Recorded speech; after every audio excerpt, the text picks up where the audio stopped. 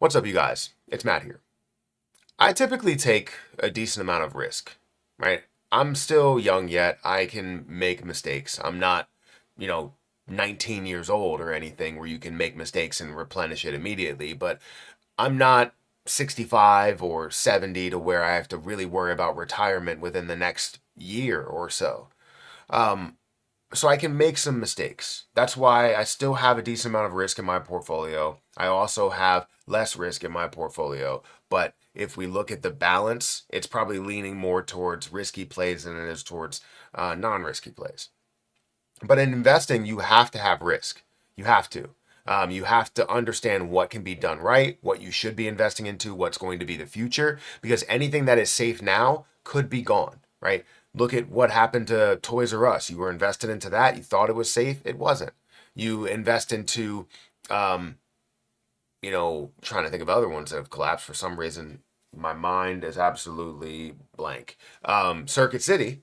I don't know if they were a publicly traded company, but Circuit City and what they did, and many others, right? There are many other businesses that will come and go, and they're large businesses with looks like a lot of opportunity, and then that goes out the window. In the crypto space, there's a lot of risk. You can take on ones that have utility, that look like they're going places, and all of a sudden something can derail that. And that's where we get into the play that I'm talking about. My largest risk that I took, that I have a feeling could either be massive or could be a failure. And I don't think there's anything in between. So let's talk about my biggest risk in my portfolio, Ren Crypto. If you guys could, make sure you hit the like button, hit the subscribe button, and hit that notification bell for more of these videos. Also, make sure you check out any of the links that I have down below. It does help out the channel. Speaking of links down below, if you want to check out my link for FortisX, feel free to check them out. You can earn up to 19.54% variable APY with no lockups, withdraw anytime, and trade some of the largest cryptocurrencies that are out there. And this is built for long-term holders. So if you are one of those people that want to take a little bit less risk, you can invest into some of those plays that have less risk and get an APY with it. Also, check out my link for BTCC in the description. If you use my link, you'll get a 10% deposit bonus. Extra bonuses up to $10,055. You can enjoy up to 40% lower trading fees and trade up to a 250x leverage with no VPN and no KYC that is required. So definitely check those two links out. They will be at the top of the description if you guys can. Now, the biggest play, and we'll just rip the Band-Aid off, the biggest and largest amount of risk that I decided to take more recently in cryptocurrency was from a cryptocurrency, Ren cryptocurrency. Ren is sitting at a 0.003094 level. It is slightly up in the last month. In the last 24 hours, down by 1%. The last week, down by 7%. The last year, down by 74, or let's round up, 75%. It is currently sitting at a $3 million market cap, 1,430th by market cap. The volume that it saw in the last 24 hours, $9,024 or $9,240. Not 9 million, not 9 billion, not 900 million or anything like that. $9,240. And it's down by 32%. Volume to market cap ratio 0.3%. With all of the supply that's out there, obviously we're not going to see any dilution within there. We just need to see a push, a growth within the purchase of cryptocurrencies or purchase of this cryptocurrency. Now, it's available in many different markets. If we scroll down here, available in Kraken, available in Gate.io, and 19 other trading platforms that are there. I don't believe it's available on Coinbase anymore. I believe it got delisted. But it's interesting because when I see failure, when I see things that are decreasing down, a lot of times I see opportunity.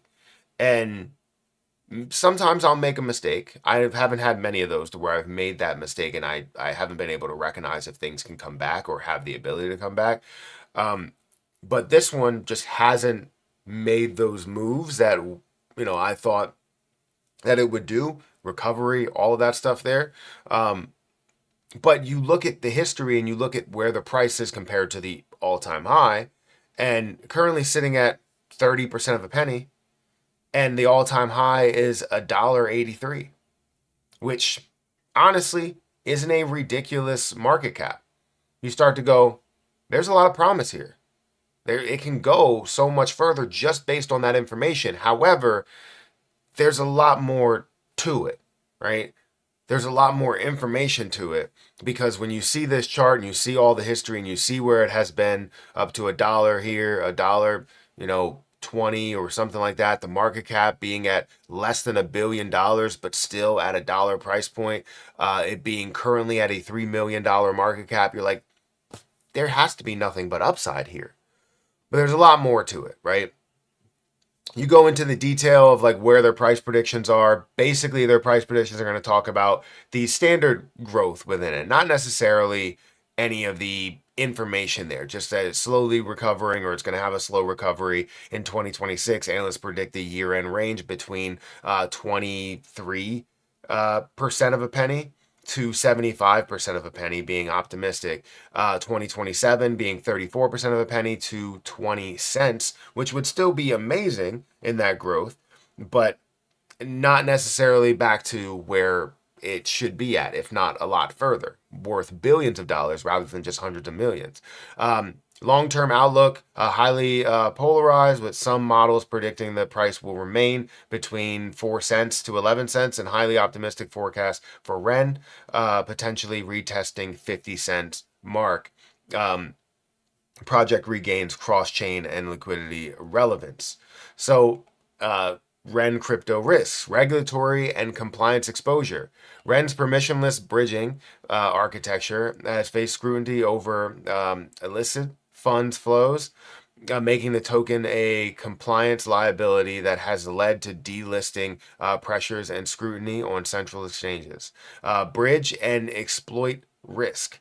Cross-chain bridges include successor projects using REN technology have historically suffered multi-million-dollar exploits, resulting in permanent losses of wrapped assets like REN BTC. Alameda contagion. The protocol's initial infrastructure and operations were heavily tied to Alameda Research. Its collapse and subsequent forced shutdown of REN 1.0 led to severe disruptions and required users to migrate or burn native tokens. Liquidity and depegging volatility. Wrapped assets depend entirely on underlying collateral being safely secured.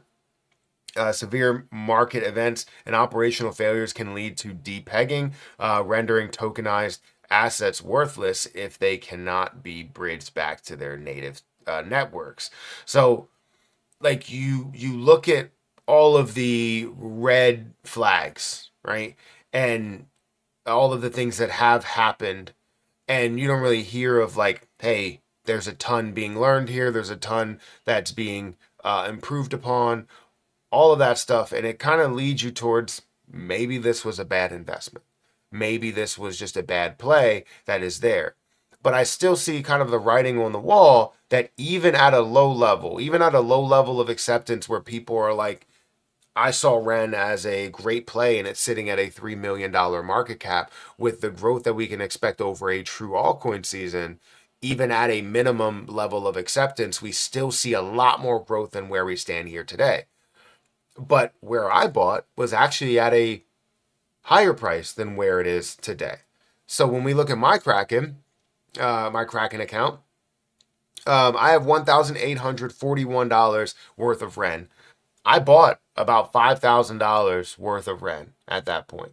It currently stands at about $2,000.